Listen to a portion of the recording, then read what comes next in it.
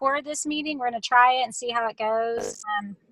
Thanks for kind of being patient with all this. It's, this is the first time we've used this system, so you know, we appreciate your patience. I'm going to go ahead and share my screen. If you have any issues that come up, you would want to put it in the chat box to the right, and then we'll be monitoring the chat area. And so probably what we need to do is we'll go ahead and start off, and we'll have Brandy start with the 3 to 1 here in a minute, and then we'll ask questions at the end.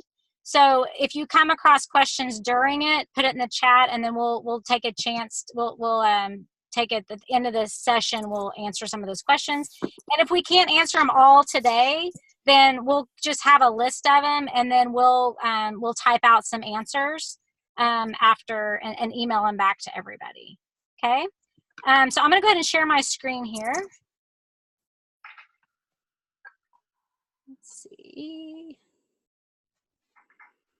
I just had my thing pulled up here.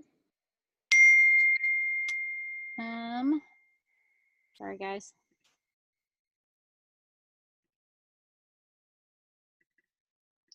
Oh, you don't need to see that.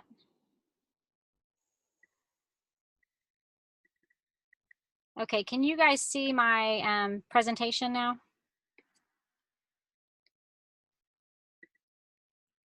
I don't have see a white it. screen. There. Okay, here it is. Okay, is that good? There we go. Okay, perfect. Okay, so this is our first virtual meeting. Very excited to have you guys all here. Just some, like I said, if you have any questions, enter it in that chat and we'll address it. We got it to extend past 40 minutes. We're hoping to get done in about 45 minutes. But you know, if there's any problems, we'll just check your email and we'll update you on that. Just kind of a recap of what we did. We've now met with all 4 teams in the live training. We had great experiences in all 4 teams, and it was just Kelly and I we talk all the time about how awesome this experience has been for both of us, and just really exciting about how many people are out there really doing a lot of wonderful things and really just interested in how do we all do better. And we just had this has been one of the best experiences that Kelly and I've had. So we talked about just some updates on the related service guide, and there was a lot of talk about making the beginning a little bit more specific as far as supervision is concerned and the requirements of that and the licensure requirements. And so, hey, Gyla, I think it's your. Yes, ma'am. Are you muted? I'm trying. Am I muted? I'm going to mute you just for a minute because I'm getting some kind of feedback from you. There. Yeah, please. And so, you know, we talked about that in the related service guide. There was a lot of discussion about eligibility and our role as related service providers within the evaluation piece. And so we're really hoping to hit more on that. And so, you know, we'll talk more about that at our next live meeting and just kind of continue through that related service guide. So just making sure if you're looking through it and you're noting any kind of things you think need to be changed or updated or added. If you can, we would really appreciate it if you guys could email to Todd Lofton, if you haven't already, just really thanking him for his support of this program. He's been a big advocate for us, and it's been really helpful. Just as far as the homework reminder, we have those where you're keeping data for a week on just what type of services you're providing. So we had those. I emailed out in the reminder just kind of the homework. Just making sure you're having a colleague do one and then you're doing the other one. Really exciting news about the Related Service Conference that we're going to have. We're looking at potential dates of May 2nd and 3rd. We don't know for sure. April's so busy that we might have to do May. But I think we're getting the approval on doing, bringing in this program called Every Moment Counts. It's different than Every Movement Counts. It's Every Moment Counts. And it's really, I'll talk about kind of the more specifics, but it's talking about just health, overall health for children and kind of our role as related service providers. So I think it'd really be good for us, especially with all the talk about trauma and all that. And so it's a 2-day training, and it's very interactive. The other thing we'd like to do is have these lunch breakouts for these conversation that matters kind of style, where we would be asking you guys to help us out with some different topics of choice. So that's what we're looking at for the Related Service Conference. This is the Every Moment Counts. So this is a long, description of it. We'll send this PowerPoint out to you guys, but it's really about mental health promotion. And they talk about how to create programs like the Comfortable Cafeteria, Refreshing Recess, Calm Moment Cards, Making Leisure Matter, all these ways that we can build in mental health for all students, and really looking at the role of OT, PT, and speech in that. So I think this is very, very exciting for us in Oklahoma to have this opportunity to bring them in. And so look at it. The website is everymovementcounts.org. And you can see they had a big conference about a month ago that looked really good. Here's our upcoming live trainings. Enid, I think when I send the email out, I had Wednesday, but I think we decided on Tuesday, January 15th. So Enid crew, correct me if I'm wrong on that. Ardmore, January 16th. Tulsa, Tuesday, January 22nd. And then Oklahoma City, Friday, January 25th.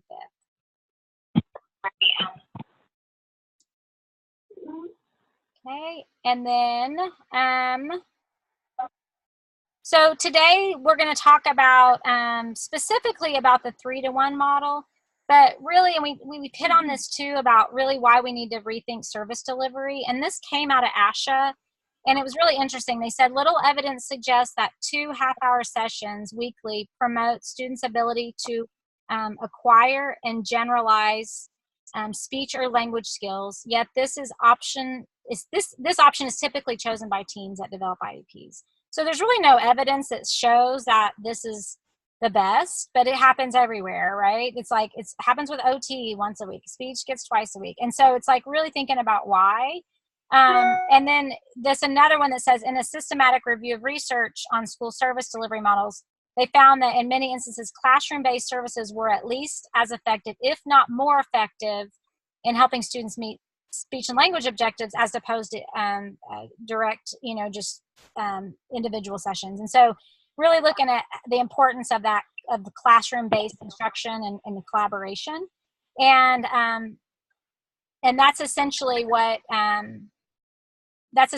we're going to talk about in this 3-to-1 is a structured way to provide that direct and indirect type service.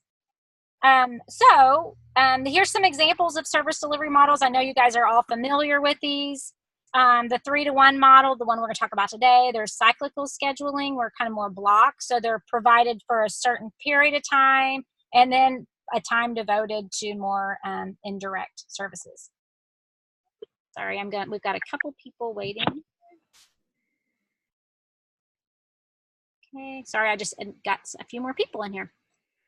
And then there's the flex schedule, which is the frequency vary based on the student progress. And so that would be more the flex where you say, I'm going to have so many sessions over the next year. There's the receding schedule. So initial service are more intense in the beginning, and then it fades out. And then there's the weekly service that we're all familiar with, where it's provided on more of a weekly basis. Okay. So we're going to get to the good stuff, which is why you guys are here, to learn more about the 3-to-1 model. We have 2 awesome therapists who have volunteered their time to present today. We have Brandy Phillips, who's an occupational therapist in Norman, and Guyla Davis, who's a speech language pathologist and more. And I'm going to turn it over now to Guyla. She's going to talk about the 3-to-1 model, and then we'll open it for questions to talk about kind of challenges they faced and kind of some strategies for the 3-to-1 model. Okay, so Brandy, if you want to go ahead and Brandy, can you go ahead and start? Okay. There you go. Can you hear me okay? Yeah. All right. I'm ready when you guys are. Okay. Okay, so on the first slide, what is the 3-1 service model? This is just kind of how we view it. It's I don't know if it's the actual definition, but the 3-1 service model allows more flexibility for related service providers to deliver services in a variety of ways by having built-in time to allow for student absences, holidays, collection team members, observations, attend IEPs, and plan treatment sessions. It's important for team members to understand that students are not losing their services, but instead that we're just changing the way in which delivered. Students are typically pulled out 3 times a month, and the 4th week is utilized for push-in time to ensure the carryover into the classroom. The 4th week can also be used to attend IEP meetings, collaborate with team members, and plan treatment sessions. Okay, you can go to the next one. There we go. The benefits to the 3-1 model, this is what we found has been beneficial at this point. There's probably more, but we have more flexibility with our scheduling. And since we don't have substitute teachers, having that flex week allows us to remain in compliance if a student misses therapy due to their absence or our absence, a school holiday, things like that. And with the growing number of caseloads and fewer service providers, budget cuts, we now have built-in time to plan our treatment strategies, collaborate with team members, and then push into the classroom to make sure that the things we're working on in our pullout time are actually being carried over. Next slide.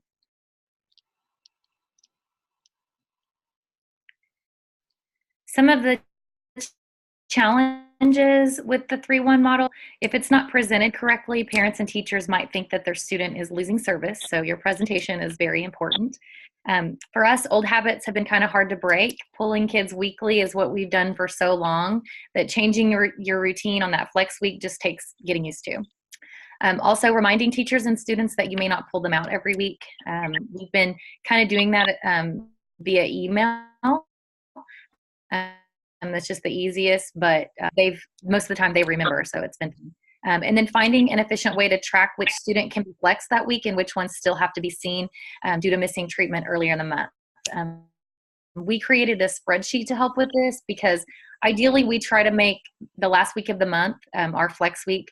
But if you have a student that was sick the first week of the month, or you had to miss seeing that student the first week of the month because you had a meeting, then you would still need to see that student during the flow week. Get a little spreadsheet just to kind of check off so that at a glance we can look and see who's able to be flexed that week and who needs to be seen. Next slide.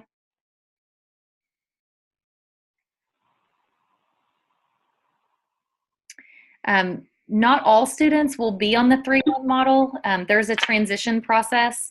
So early on, you'll still have to pull out a lot of kids for the weekly sessions, even on your flex week. And then when their IEPs come due, you can change them to a yearly service delivery. And I'll cover this more on the next slide.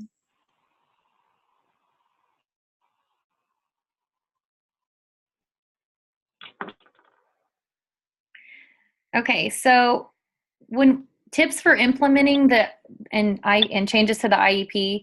The first thing that we did was we had to get our superiors on board. We found out about the 3-1 model. We researched it and kind of got an understanding of it. Then we presented that to the director of special services. That's our boss, and explained the benefits to the students and the district. They were on board. They thought it was a great idea, and they were very supportive. Then we decided it was basically the beginning of last school year. We decided that January 1st would be a good time to start, although it's not the beginning of the school year, it's the beginning of the year. We knew there would be a long transition period to changing services, since not all students' IEPs obviously are due at the same time. It's definitely a gradual process. So even after all your students are switched over, you still may have kids that move into the district and their IEP reads differently, so you'll just have to keep track of that. It's not really a perfect system. We used the first part of this past calendar year, January to May, to transition as their IEPs came due. We continued to see all of our students weekly just so that our schedules wouldn't get too confusing. But then when we began this 2018-19 school year, we changed over completely to the flexible schedule for all the kids whose IEPs had come due. Go ahead for the next slide.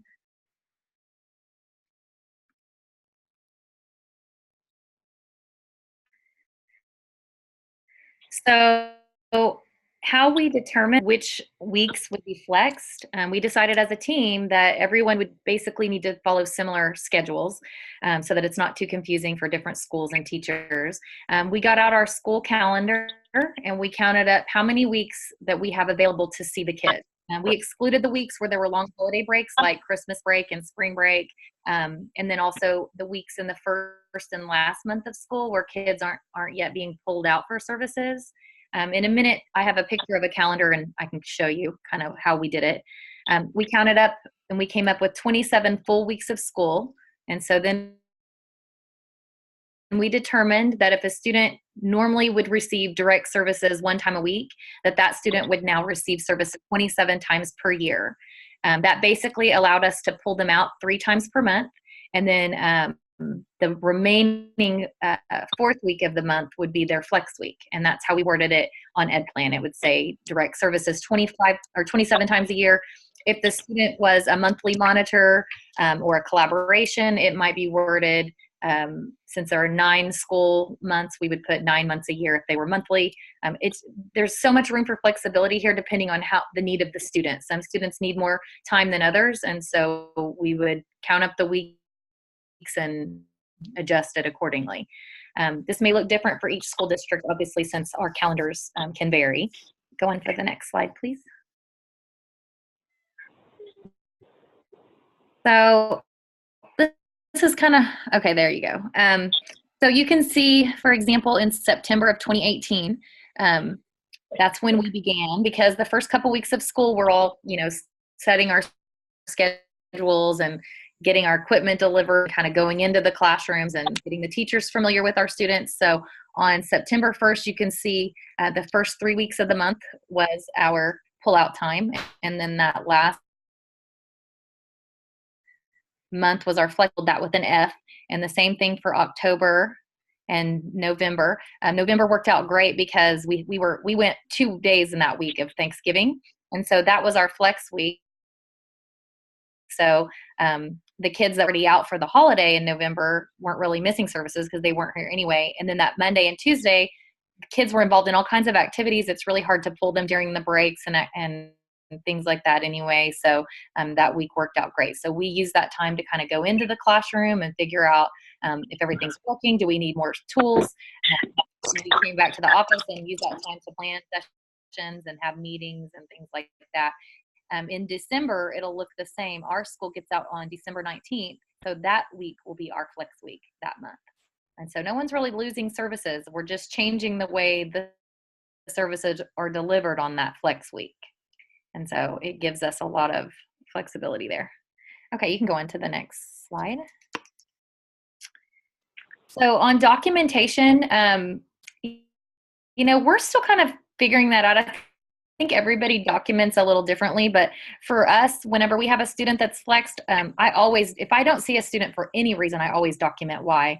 And so if it's their flex week, I'm documenting what am I doing on that student's flex week to make sure their services are still being delivered. And so if I pushed into their classroom, I would write the date, put flex week, push into the classroom to observe their tools or strategy carryover.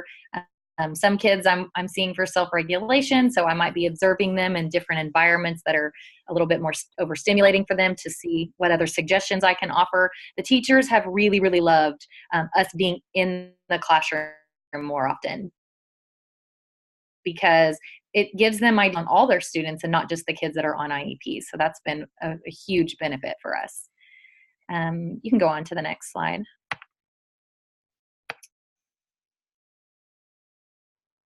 One thing I didn't add on there that I probably should have is not just communicating with the teachers that 4th week might be the flex week, but also letting our students know, because I've noticed the teachers probably don't really remember if you're coming, but the students definitely remember if we didn't come. They love coming to OT, and so I kind of gotten in the habit now of letting them know. Now remember, next week is a flex week, so you might see me in your classroom. I might come out to recess with you. It might look a little different, but I won't be pulling you out of class. And so most of my students I can communicate that with, and that's been helpful. As far as communicating to the team, I put an email on here that I sent to the teachers last week. I just said, good morning. Just as a reminder, this is the flex week for OT, so I will not be pulling students from class. Instead, I'll be using this time to do observations, push into classrooms, and plan treatment sessions. I got 100% positive response on that every time. Our teachers have been very receptive to this. They've appreciated the time it frees up to visit with them about all their students and what OT can do to help. Okay, next slide. Oh, that's it.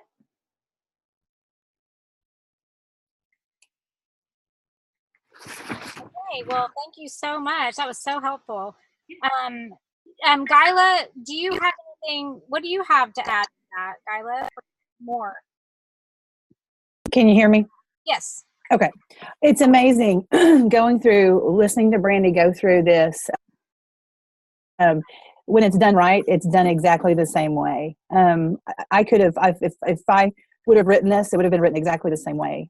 You know, as far as the timeline goes, we did exactly the same thing. We started in January with our conversations.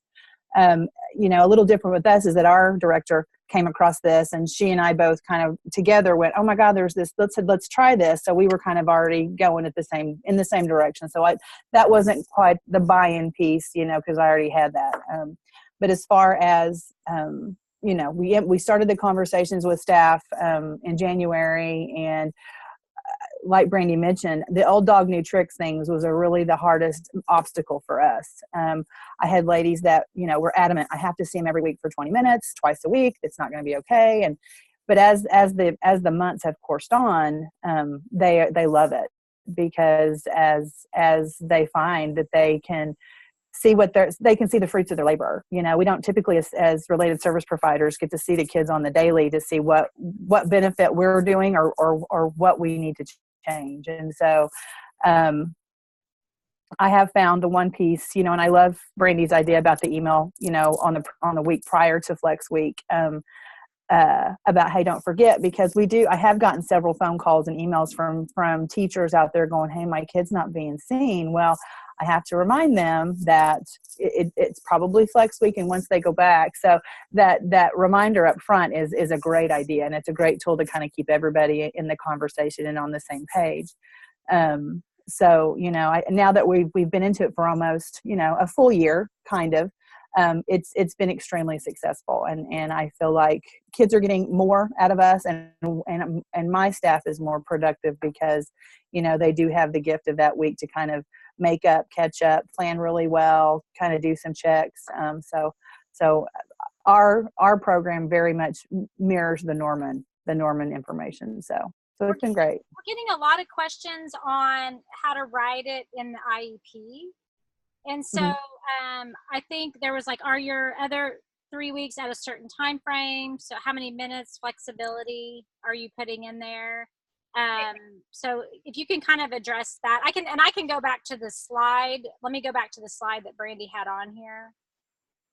That might be helpful too. We did a calendar just like Norman did. We call it our green week, because I went through and I highlighted the week that would be the Flex Week.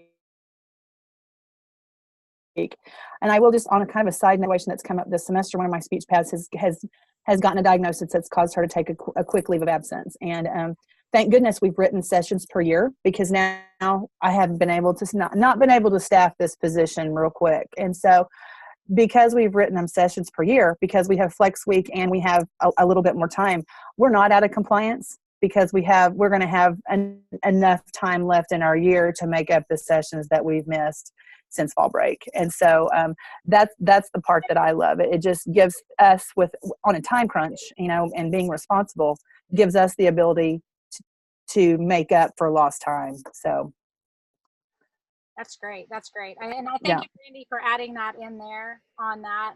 Yeah, because sometimes, like for us, we had kids that are monthly monitor, quarterly monitor, or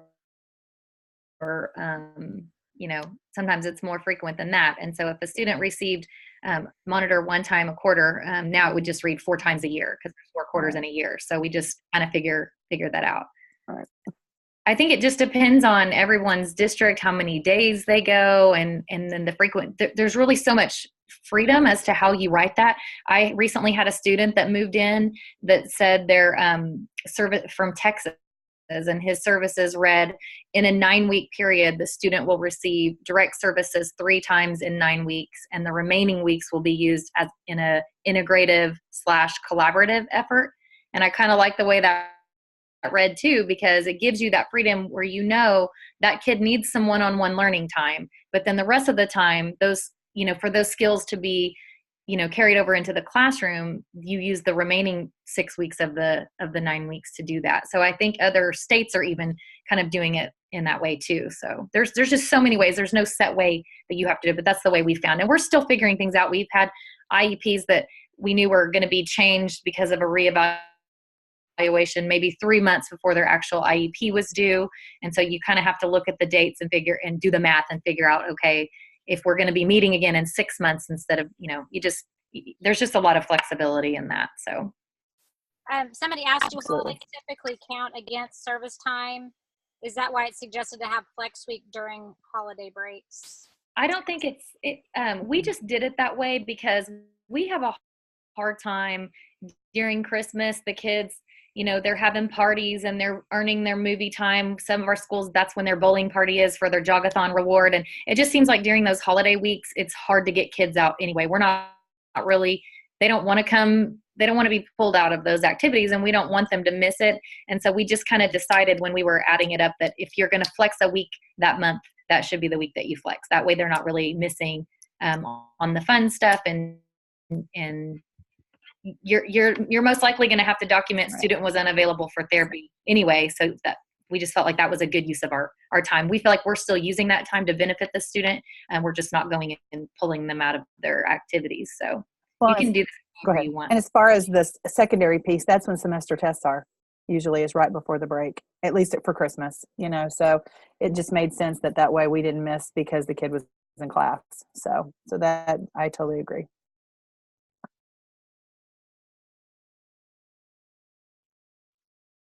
And also one other thing, the reason we decided to make the last week of the month typically our flex week is just to have some consistency, because if we can get the teachers in the habit of trying to schedule IEPs only on the last week of the month, we know that's never going to happen for everyone, just because of scheduling conflicts and things. But we felt like if we could get in the routine of having the last week of the month typically be the flex week, the last school week of the month, then over time, then it just creates a habit and a routine, and people get adjusted to it.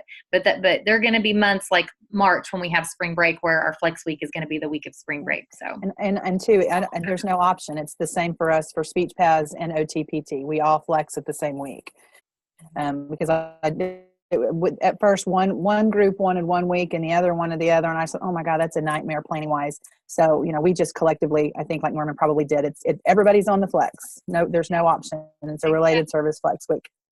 Norman, OTs are the only ones following this Seriously? at this time, but our other our PTs are not doing it yet, but our speech paths are really, they already started doing more push-in and collaboration. They realizing the benefits of that a while back, but they're not really doing the 3-1 yet, but they're starting to sit in these meetings with us, and they're all asking us so many questions about it, and we're sharing information. So I think it's just a matter of time before.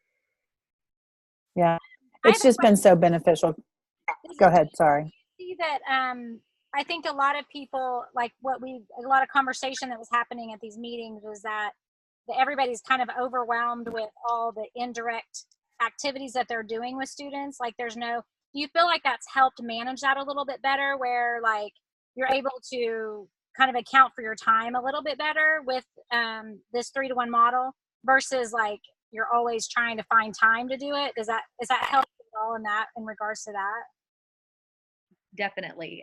We have, for us, I just feel like, I think I mentioned last meeting, we are so understaffed in the OT department, and there are weeks when you just feel like you cannot get it all done. And it just gives you, especially if you have a classroom where you have multiple students that you're seeing, it's really hard to pull kids out sometimes in OT, especially with certain types of students, to see them in groups. But when you're pushing into the classroom and there's more support in there, you've got I definitely, yes, there's been a lot of benefit to that. So.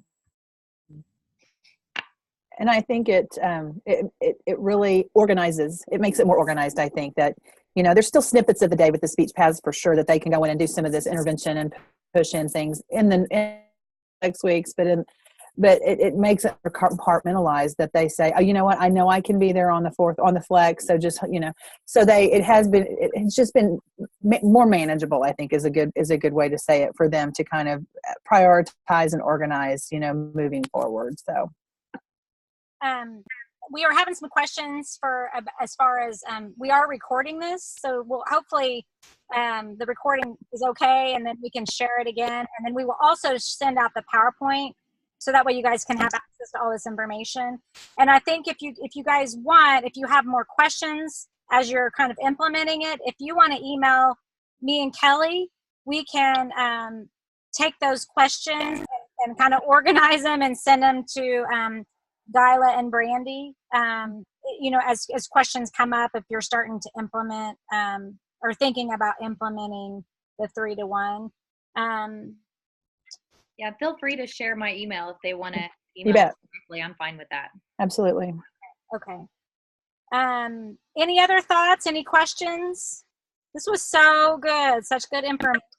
So neat to see the how you guys have implemented it and how great it's going for everybody. It's awesome. Yeah, and this is our first year, so I mean we're running onto some things and kind of working through it as we go. So next year may look a little bit different. It's just But you were able to do a lot of moving parts.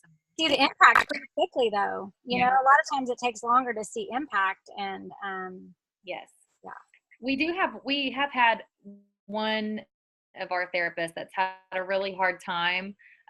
Just I don't know, just kind of for some reason, just wrapping her head around it, like understanding that the students aren't losing services. But once she kind of went along with us one day to kind of see how we were using our time on the flex week, and now she's totally on board. Some people, it's just a different way of thinking. It's so different than what you're used to, and change is hard for people. I will say that, and like some of my gals, I agree that they're the best ones. I mean, the ones that pushed back so hard the first conversation, they're the ones that are doing the best, so they just need a little support and a little nudge, and I think it's what's best for kids in the long run. So, and one question that we had is about if Flex Week is scheduled on a break week, how do you fit in all the necessary IEP meetings? But you don't necessarily, if the students are in school, it's part of the 3-to-1. If they're not in school, it's not even an issue, right? You're not putting in 3-to-1. You're not putting any of it on that during that time, right? No. Okay. Okay, well, I think that is good for now. And like I said, I'll email out the PowerPoint along with the video for you guys to watch again. And then we will, we'll keep in touch about the next meeting, the next live meeting. And email me or Kelly if you have questions about this, and then we'll send it. We had one more. Sorry, we do have questions. Do the SLPs in your school implement 5R TIC, and does the Flex Week negatively impact student progress?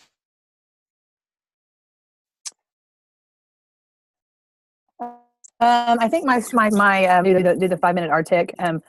They may not. That may be one case where we don't do the flex, but they may still continue. But they don't do it with all their kids. It just depends, and like Brandy said, it's really kind of case by case. It's not a blanket statement, because there may be kids that just don't function well during the flex. They need that consistency. And if you take that break from the normal routine, then you're going to have a setback and all that. So, we flex as much as we can, and then we just, at the end of the day, you do what's best for the kids and what's best individually. And so to answer your question, I'm pretty sure, because Central Elementary does a lot of the 5-minute RTIC, and I think that they continue it during flex. So, but they're pushing into those classrooms anyway. So.